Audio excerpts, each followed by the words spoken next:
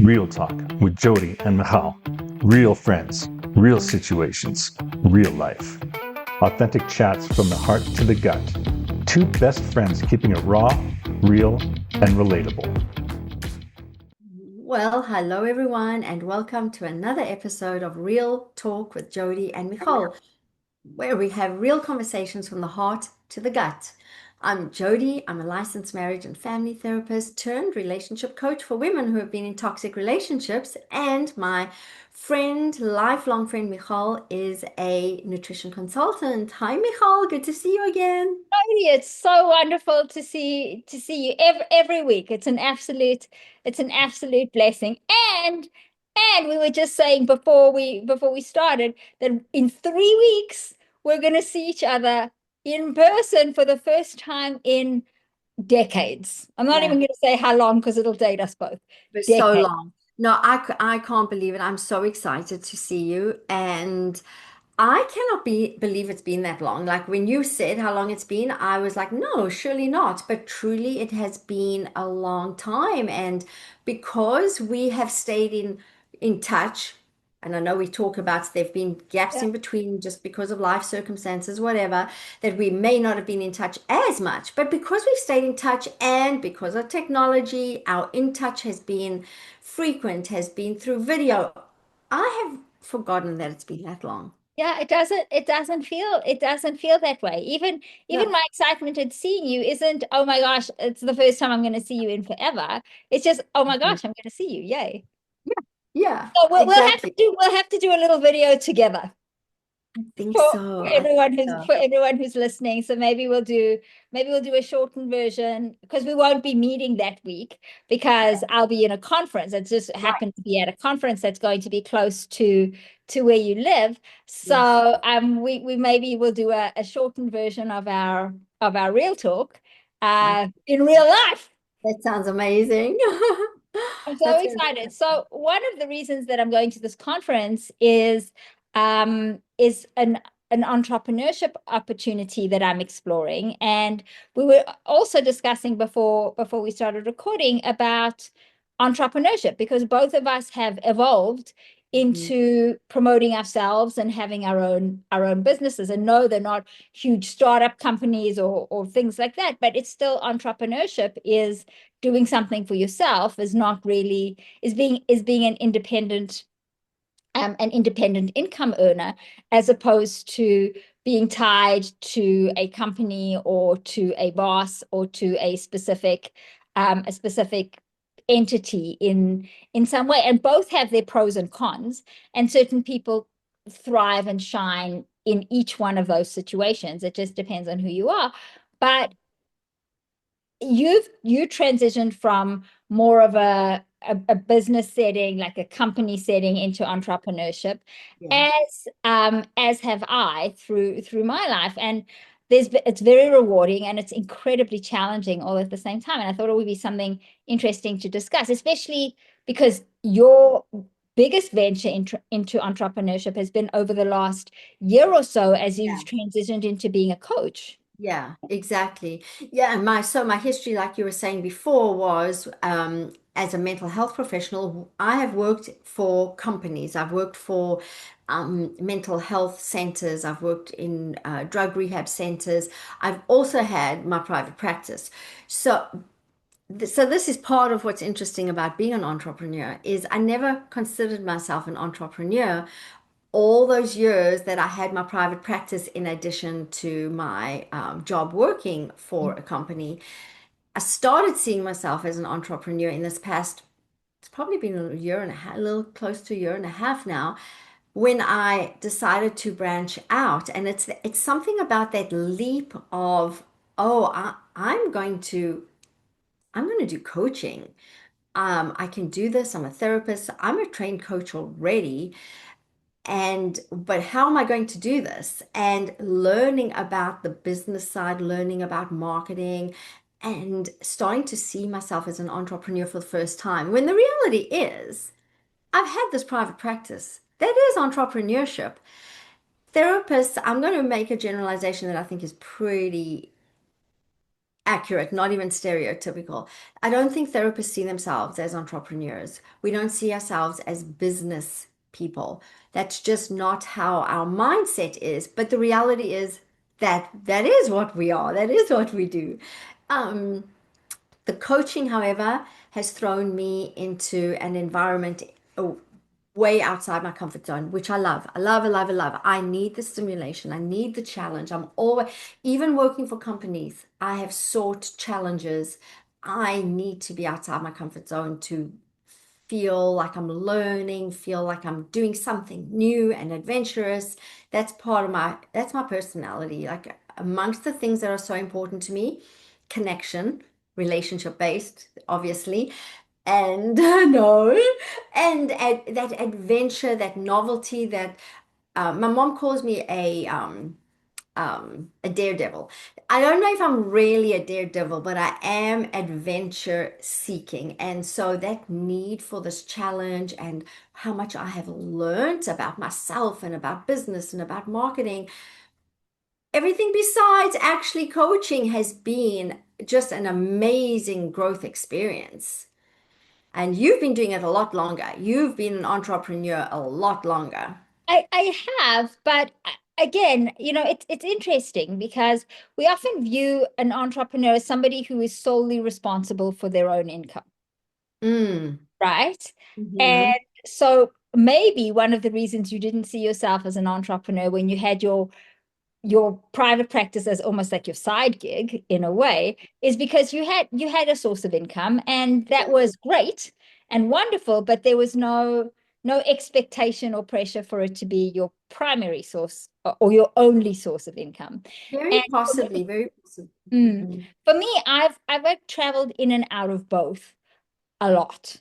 Right now, I work, and I've mentioned it before in the podcast, I work with a doctor at a clinic in Calgary, in Canada, functional medicine clinic. I am the nutritionist on staff, the nutrition consultant. I do a lot of the consulting work on that, a lot of the patient follow-up and patient support, because many of our programs, as we've discussed in a previous podcast on functional medicine, involve food and lifestyle changes, which is what I do.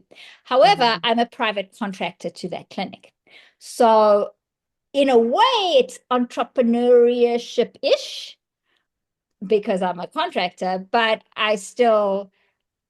that's part of my income. I rely on that. Although lately, for no fault of anybody's, we know that things have changed and AI is getting significantly better, Mhm. especially in the medical field, which is brilliant and wonderful because there are charting abilities and note-taking abilities that AI can do that are far more efficient. I'm not going to say superior because they're pretty equal, but far more efficient than what humans Mhm. can do.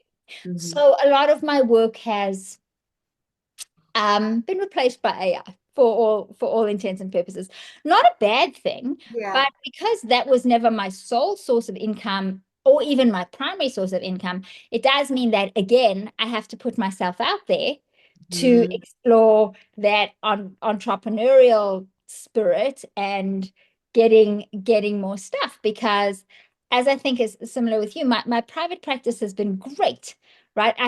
And I've been so blessed because I have an incredibly strong referral practice, incredibly strong. And for the most part, I have a wait list and I really don't do much marketing from that perspective because I have a really strong referral practice, which I've built up over the last 20 or so years. And I'm sure you do too when it came to your private practice. And that's the other thing I was actually going to say when you're like how we don't see ourselves as entrepreneurs. I think that's another reason too. Because for my therapy practice, I also, same as you, my referrals come from other clients and other people who already know me. I don't do marketing. Yeah. So I think that might be another reason why I don't see myself as an entrepreneur, because you feel like, oh, if it's just happening, you're not an entrepreneur somehow. True. And so the marketing aspect and the soliciting business aspect is for me is a challenge. There's certain parts of my personality that allow me to be really good at explaining things. I think that's what my Wow. clients tell me. Wow. I can break down simple concepts. I've been coaching for a very long time, so I'm quite proficient at all of that. Right. So from a very, and we've discussed it. I have a very academic brain. I'm very science-based. It's who it's who I am.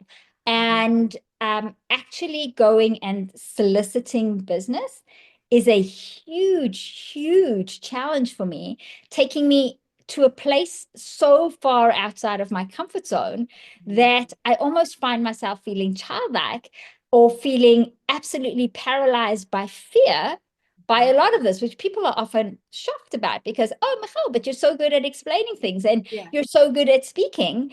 Yeah. And it's interesting because I'm really good at speaking about stuff. Yeah. I'm not that good at speaking about myself. And why do you think that is? It's always been. I've always been, even when I was in school, Mm-hmm. I was always the very shy one, the very quiet one. And we can go, I mean, there's many reasons to go through that about stuff that I went through when I was growing up and this, that, and the other. But I even remember in, well, what we would call standard 3, but what is now grade 5, Mm-hmm. I, my teacher had always tried to explain to me to enunciate better and to speak more vocally so people could hear me when I was giving presentations in class. And the one time I got up and I just did it, right? And everybody was, and she was so shocked, and I did really well at that, but that was very not me. And then when I became an optometrist and I started working, what I discovered was it was very hard for me to approach people, which seems really weird. When I tell people I'm shy, they think that I'm crazy. But it was very hard for me to approach people like in the store and ask them if they needed help or assist them. But I realized that when I came from this place of my knowledge, it was much Yes. easier for me to do. So it was almost like this persona of Michal, the optometrist. And it's been, Uh-huh. I think, I know this is a long answer to a short question, but it's been the same thing with with my own business. Is the Michal who speaks from her place of knowledge is very adept and very comfortable and very open, Mhm. going into those uncomfortable places where I'm not as successful, where I might fail, where there's all of those fears I don't do so well with. And as much as I really enjoy challenges, and I do, public challenges are public challenges are a struggle for me, right? And it's not even that it's a self-judgment as opposed to an other person Yeah, of course. judgment thing. And even today I experienced it because I wanted to go and speak to some people about this new part of my business, and I Mhm. found myself really tongue-tied and I walked away. Yeah, because you know that you can speak, and like you said, from a place of knowledge, you can. But when Yeah. you start to worry that about the potential for failure, which is not an uncommon thing in human beings, that Yeah. potential, the fear of failure worries you. But for what I'm understanding is when it can be knowledge based, you can keep going. And you know, it's so fitting because that's what you do. And we've talked about how what you do is scientific and knowledge based. And for me, so that's your comfort zone. My comfort zone would be relationships. So in your example of going up to someone and asking if they need help, that would be way easier for me than to walk up to them and going to them with knowledge. Because for me, my go-to is relationships, connection. Going to someone asking if they need help, that I could do.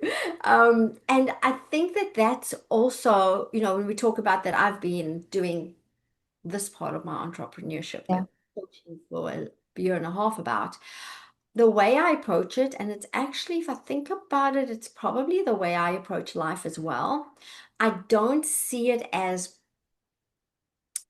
I see it as wanting to be there for people first. And if I keep seeing it as, this example we give, asking people if they need help, if I see it like that, I will feel like I am enjoying what I'm doing regardless of the outcome. Right. And that's what makes it enjoyable and doable for me. And when I say it's also a reflection of how I do life, I think to a large degree, I can find enjoyment and value and purpose in the process of everything I do in life. And I'm very able to let go of the outcome. I can find a way to enjoy this that I'm doing, and the outcome, I trust that the outcome will happen. Sure. And for me, it's not that I'm reliant solely on the outcome, but I'm much more analytical when it Uh-huh. comes to the process. And it's interesting because we've actually had this conversation before.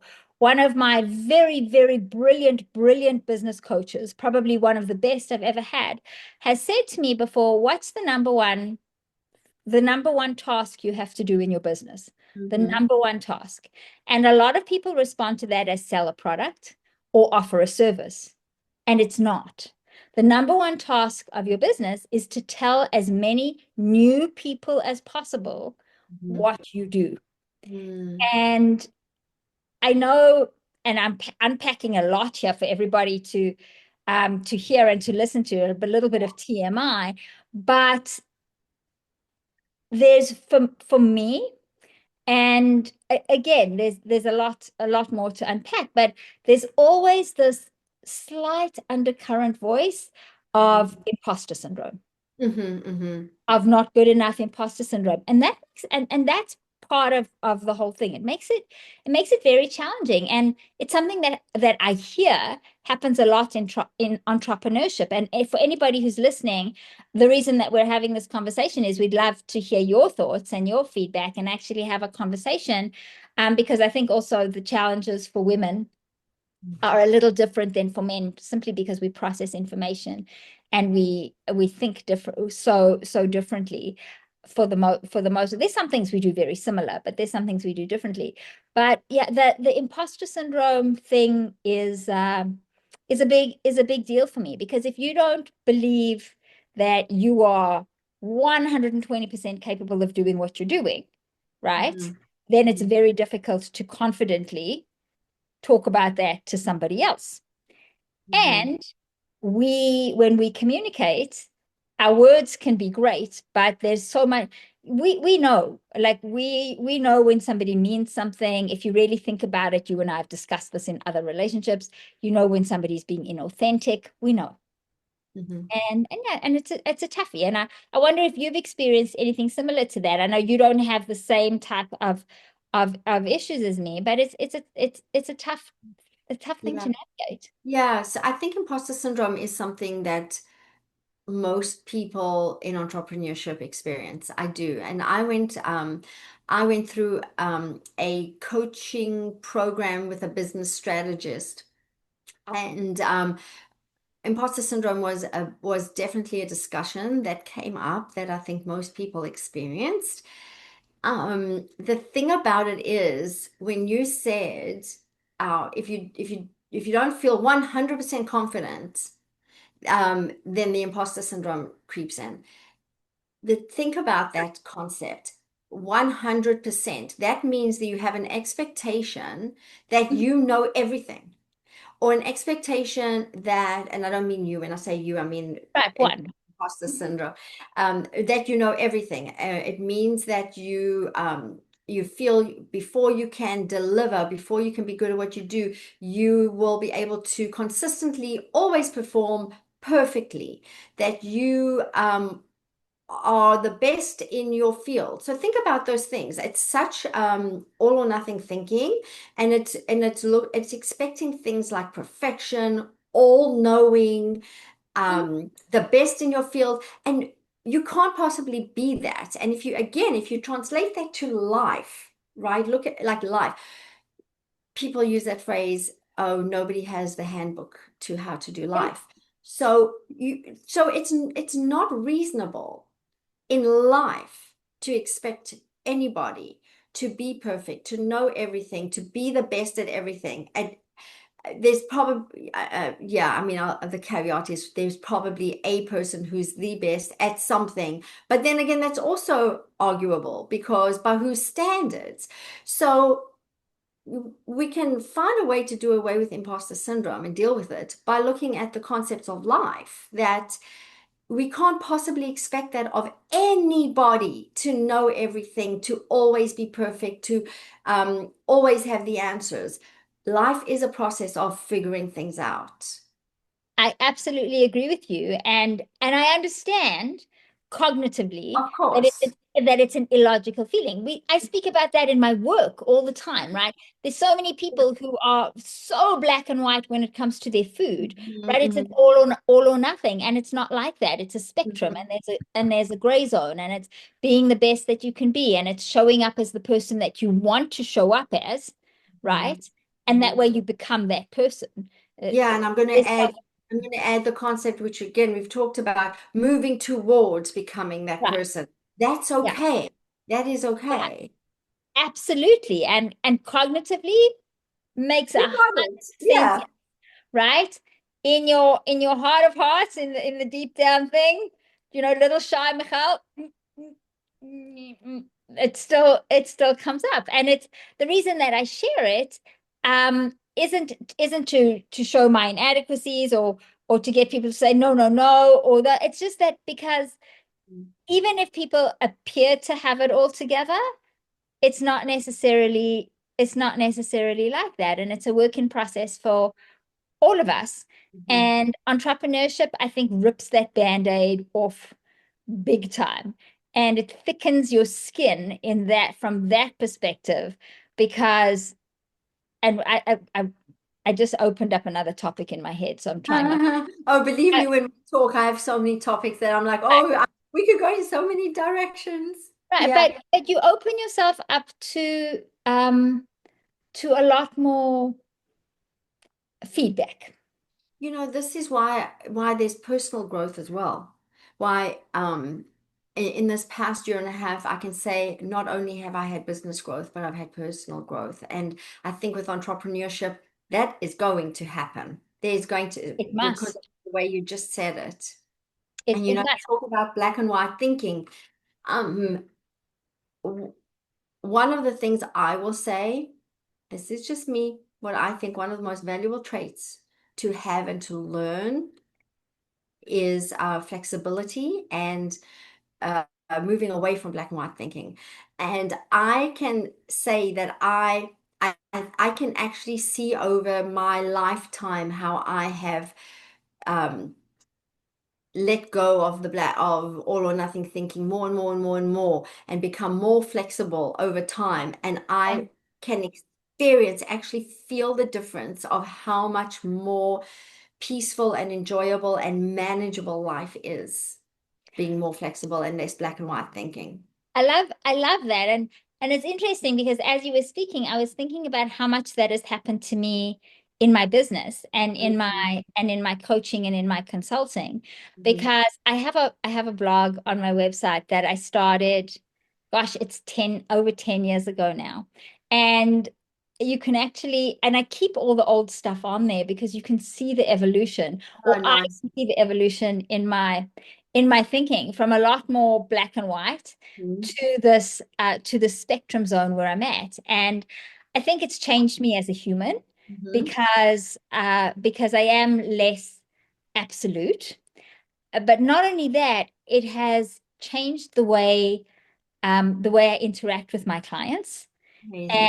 and in a wonderful and positive way. And the success that I have with my clients has exponentially grown because of that. And one of the things in coaching that we learn, and is meeting people where they're at. Mhm, And it is one thing to meet somebody where they're at, but it's another to to guide them with expectations that are in alignment with who they are as humans, mhm. and with where their lives are going, as opposed to what is simply the absolute correct way or the absolute incorrect way.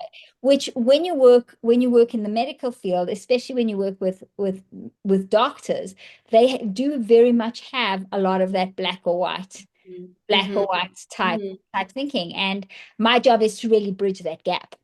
Yeah, and you're talking more the medical, like Western medicine, right? There is going Yes. to be Oh, black. yes. And your functional medicine, I can see how that wouldn't be. And Wouldn't. again, we talk about how so much just relates right back to what I do with relationships. Even if you think about relationships, if you and relationships can obviously be any kind of relationships, couples, families, co-workers, but I typically work in romantic relationships, so I'll speak about that. If partners in a relationship are rigid, think about that. If your thinking is black and white, you're going to have more conflict where one person says this is how it is, or this is how it needs to be, or this is what I want, and the other one is but this is how I want it, but this is how it needs to be. So right there in relationships, you can see how all or nothing thinking can cause more conflict, and that relationships can be better the more people are flexible and can see that life is not all or nothing, because it's a matter of, oh, this is how I want it or see it or want it to be or ideally would want it. And the other person can go, I see your point, and yet I like it like this. How can we do it together? That's like the essence of healthy communication right there. And there's flexibility. You can see right there how flexibility is so important. Right. So then let's bring that into entrepreneurship, where the Hmm. relationship is the relationship with yourself, or the relationship, not even with yourself, with your business. If you Okay. keep your business as a separate entity, because your business isn't you, you are part of your business, Hmm. right? Your business is part of you, but you are not, there's other things in your life that don't involve your business, I would hope. Right. Yeah. Um, right. Well, so it's learning to navigate that relationship with your business, setting appropriate work boundaries, setting appropriate work expectations, learning to compromise when the market, and I don't mean the stock market, just when your target market shifts and changes, when your situation shifts and changes, right? Like one of the biggest changes I've noticed in the last 20 years of my doing this is the shift in social media. Mm. It's Hmm. huge. When I first started, there was no Facebook started a couple of years into it. Like there was Yeah. no Facebook, let alone Instagram and TikTok and Twitter Yeah. and all of those things. And it totally changes the way you do business for the most part. Not everybody, and I know, but for the most part, um, to run a successful business, having a social media presence and having an online presence is important. And then Hmm. along with that comes a whole bunch of other challenges that sometimes, if you allow it, and social media is something really important to set boundaries with, but if you allow it, can really feed into the imposter syndrome, really feed into it big time, because people sit behind their keyboards and it's not like you and me speaking on Zoom here. There's no personal interaction. People say what they want, people do what they want. And it can be a challenge. Hmm. What has your experience been? Because this part of your entrepreneurship is absolutely social media run. Yeah. Yeah. It is. It's social media. My experience, has for me that it's been a big learning curve to social media itself, because I really wasn't very much on social media. So just learning social media, about social media and the technology behind it, that's where my learning curve has been the last year and a half, to be honest. Um, and yeah, the keyboard warriors, I don't know if I've had that many. I've had a couple, but um, it doesn't sit with me long. It doesn't sit with me long. Good. It's That's it. okay. I It's okay. remember my first hater Say what they want to online. say. My first hater, I remember that. It stabbed me in the heart. It was many years ago, and it Were stabbed you me. prepared for it? Did you know that would happen? Because I kind of went into this having heard, don't be surprised if anybody says anything negative. And so it didn't come to me as that much of By a. by this point, I knew that it was out there. I Mhm. didn't believe that I had enough presence to experience it. Uh, And I made a very big joke about it, and I actually did a whole post about it, and I reposted like I really I did a turn this frown upside down kind of thing. yeah, And I uh-huh. said, well, you know you've made it when you've got I haters. love that. But that's so true. That is actually so true. I love that approach. And now they're there. There's a lot of them there, especially in the type of information that I share. It Mhm. it can be quite polarizing to Uh, certain individuals. So there are people, and I always wonder, do you have nothing better to do with your life than spend well, your you see time that's the part on that, there? that makes it very that where it doesn't bother me so much because I Right. really my mind really does go there. Like, Yeah. well, you have the right to have your opinion, so I'm not But, bothered. but And like, how if do you have this much nothing time? better to do, then Literally really it's not my issue. diatribes. I get diatribes of things. This one man has been on me for months, every single post, every single Oh, one. oh, And then this morning he wrote a post that he doesn't recommend me.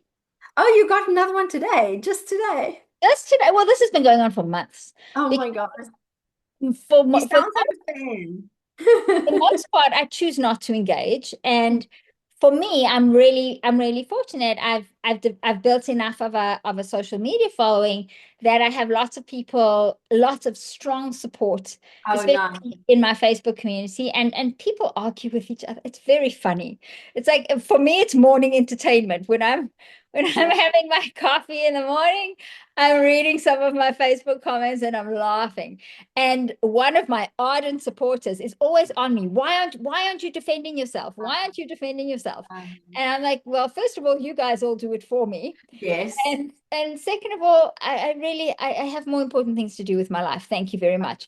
But Right. one thing that I have done with this man in particular, because he's been particularly like every single post, I post every day, every single post, every single day. Like it's almost like he waits for it to pounce on me. So every Oh, now and then I say to him, I send a little note and I say, thanks for improving my algorithm yet again! Exclamation, exclamation, kissy face. uh-huh, uh-huh. That's it. Yeah, that's the truth though. That Yeah, is the frame and it's the truth. It absolutely. does increase the algorithm when someone responds. So, Absolutely. okay. So there's definitely a healthy way to look at that Uh-huh. from an entrepreneurship perspective. But Mm. those things are much easier to let go than feedback that you get in real life, and which I've received as well. Um, And there's always, I mean, you're never going to please you mean 100% from of a the people client when you say in 100% regards of the time. No, I had a, I've had, I mean, I've been doing this a long time. So there will yeah. be people who will, for whatever reason, be unhappy with the process or with the results or with what has gone on, and will some of them will have a good conversation, or good communicators, and we can have a Mhm. wonderful conversation about that and both improve, or at least it Yeah. gives me the opportunity to improve. Others that can't. It's not like I get a lot folks out there Yeah. listening to our podcast, Yeah. but Yeah. it does happen. Yeah, And I'll bet it's not a lot, but I agree with you that that's just normal again, normal absolutely, interactions and relationships. And if you can yeah, just have a conversation about it, it doesn't have to be something bad. It can be a right. discussion. Okay, this wasn't working for me, and you can change it. You can have a discussion and Yeah. change it. And it's the interesting part, for me, and again, I'd like to hear some other people's perspectives on this, is going back to that imposter syndrome. That hasn't impacted my imposter syndrome. I've had a very healthy relationship, and I generally do have a very healthy relationship with feedback, Uh-huh. That's good. because I always look at it and say, okay, how can I make this not happen? Like, what do I need to do Yeah. to grow, change, shift Yeah, you mean you accept the myself? feedback as constructive criticism if it, or you'll evaluate it and see, can I learn from this? Is that what you mean?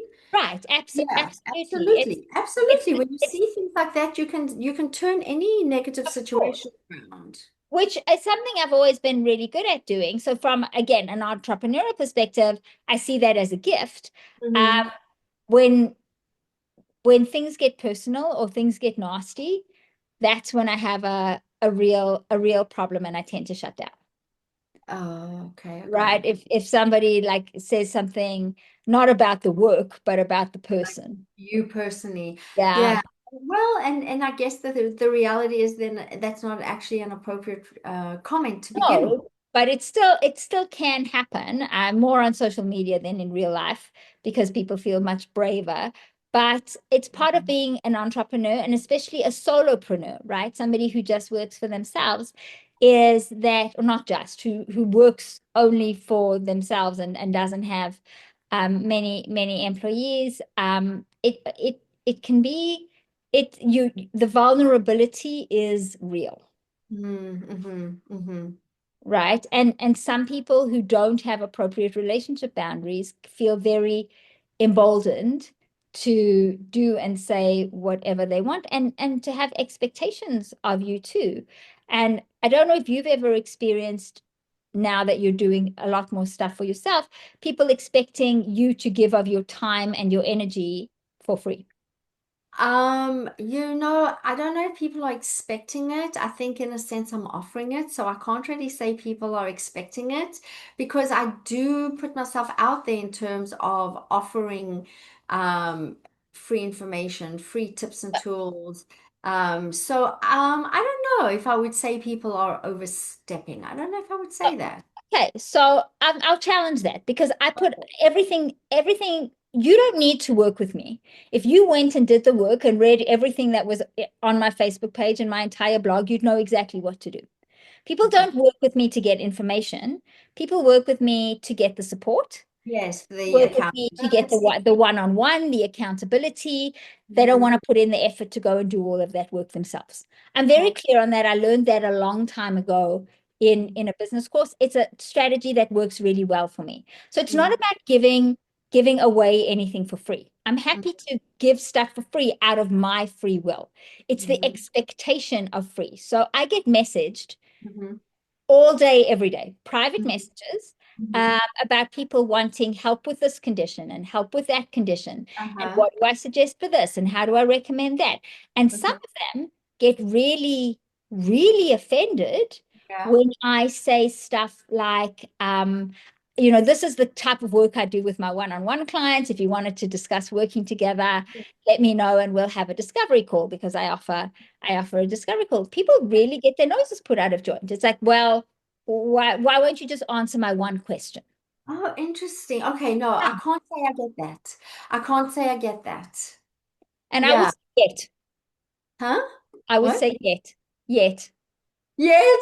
You're gonna jinx me now. It's not that. I think it's simply human nature is that we always, as humans, we push boundaries and we want to see what we can get away with and what we Mm. can get. Everybody wants a deal. Everybody wants something for nothing. And Yeah, often time and intellectual property isn't viewed in the same value system as yeah. stuff. Yeah, that's true because it's not tangible. It's like, why can't you? I hear what you're saying. Like some people have that thought of, again, not that I've experienced it, but I hear what you're saying is they have that thought of, well, can't you just answer my question? Where in fact, that's what you're selling. That information, like you call it, intellectual property, your knowledge is what, and time is what you're Yeah, selling. yeah. That's And also, what I guess, what I'm selling is my knowledge and my right. time. And then what somebody is in essence saying is that my time is not valuable. Mm-hmm. Even if it's 30 seconds of my time, it's not valuable. I saw somebody, this is not on my post, but on somebody, not even Right. related to me or anything. I saw, I think it was somebody who just like is on Instagram and she was giving out Right. recipes or something. And somebody said, it's so nice, some random person, I don't know the person, said, oh, it's so nice to know that there are people out there that are willing to just give of themselves and give information. And then I was thinking to my thought in response to that person was just like, yeah, that seems to be what happens a lot today, with what we all Right. do. We put out a lot of our stuff. And then she got into a bit of a conversation with somebody else whose response to that was, isn't it's ridiculous the mindset that has happened in today's society that it's considered an amazing, generous thing for people to be giving free information and free tips and tools. That should just be. I'm like, interesting that there's a debate about this, that people were debating this. And again, I would go back to what I said earlier, is if I'm choosing to share my knowledge with anybody or my perspective with anybody, I'm choosing to do that. And that's Mhm. wonderful. And we should all be able to choose what we share and what we don't. How much and what? Exactly. Exactly. Like Mhm. the recipe sites is actually where a lot of this started, because somebody would post a recipe, and it takes a lot to create a recipe. I've done it, Mhm. especially when you're baking. It takes a lot. And to Mhm. create the beautiful posts and the websites that we see, it's not Not as simple as it seems. It's not just no, you spend right. 2 seconds So, putting out a and then recipe. somebody asks a question of, well, what would happen if I substitute this for that? Mhm, mhm. I don't know. I didn't do that. Well, why don't you know? Like, you should know. Why won't you? Like, I've There's that just spent hours and expectation. hours and hours developing the recipe, posting it up, and you're welcome to try and adjust and change, but Mhm. that's not up to me.